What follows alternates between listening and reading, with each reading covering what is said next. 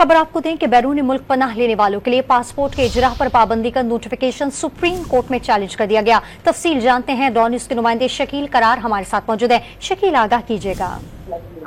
बिल्कुल, हुकूमत की जानिब से बैरून मुल्क पनाह लिए हुए पाकिस्तानियों के पासपोर्ट के इजरा और तजदीद के हवाले से पाबंदी का नोटिफिकेशन जारी किया था और इस हवाले से तमाम जो मुतल्लिका हुकाम है उनको आगाह कर दिया था। आज सुप्रीम कोर्ट में इस नोटिफिकेशन को चैलेंज किया है एडवोकेट हैं साइम चौधरी की जानिब से, और उनकी दरखास्त है वो 184-3 के तहत आती है। इसमें बाकी हुकूमत और डिजी पासपोर्ट को फरीक बनाया गया है और उसमें ये सदा की गई है कि जो हुकूमत ने 5 जून को पॉलिसी का जो नोटिफिकेशन है उसको मुकालदम करार दिया, क्योंकि ये जो है वो नोटिफिकेशन जो है वो गलत है और जो बुनियादी हकूक हैं खुसूसन जो तफरीकी और बुनियादी हकूक के खिलाफ है। जबकि हुकूमत नोटिफिकेशन आइन के आर्टिकल 10 और 10A के और 25 के टोटल खिलाफ जाता है और सजा की जाएगी फौरी तौर पे इस नोटिफिकेशन को कागजों करार दिया जाए। शकील करार हमें अपडेट करे थे। शकील, आपका बहुत शुक्रिया।